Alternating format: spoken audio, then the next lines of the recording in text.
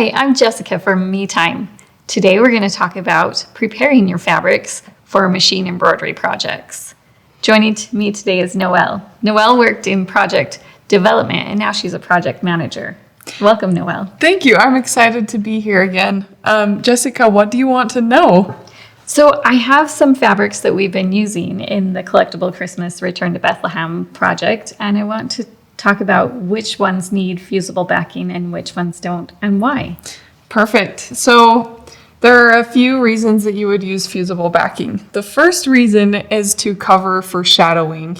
Shadowing is when there is a dark piece of fabric behind a light piece of fabric. For example, this blue fabric, if it had a darker fabric behind it, you might be able to see the darker fabric behind it.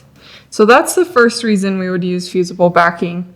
And for fusible backing, you want to cut a piece of fusible backing that is about 1/8 of an inch smaller on all sides. So when I line this up, there's about 1/8 of an inch extra on all of the sides. And then you first iron the fabric and then iron the fusible backing onto it. And this will help cover for shadowing. Okay, that makes sense. Thanks, Noel. Any other reasons I would use fusible backing? Yes, so one of the other reasons you would use fusible backing is to add more structure to your fabrics. So looking at this pretty foliage fabric, it's very light and delicate. You can almost see through it. So to add structure to this, I would use fusible backing. And again, you follow the same rule of thumb.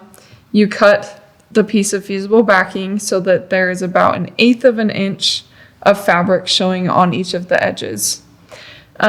We usually will call out in the instructions where we recommend using fusible backing.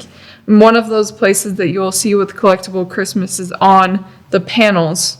We recommend using fusible backing on the panels to add more structure and to make sure that the panel doesn't get wrinkled or folded weird as you're stitching on it.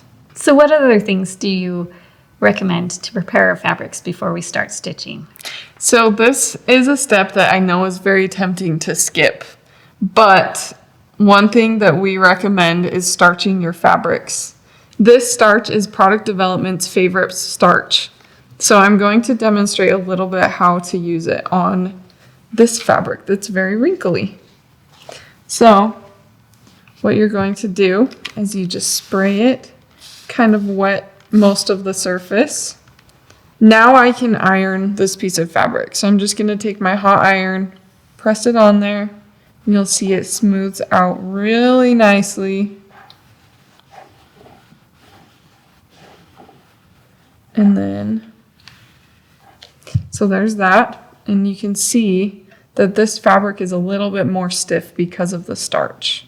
Once I have the starch on there, I'm going to take my piece of fusible backing. And you'll notice there's a shiny side and there is a side that just looks like plain old woven fabric.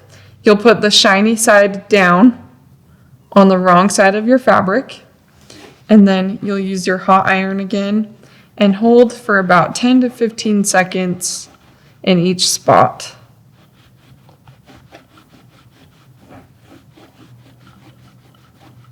Just like this. And now you'll see the fusible backing is adhered to the fabric and it won't come off either because the glue on the fusible backing is really nice. Thanks so much for all those tips, Noel. Yeah, of course. I'm glad to be here. Thanks for watching.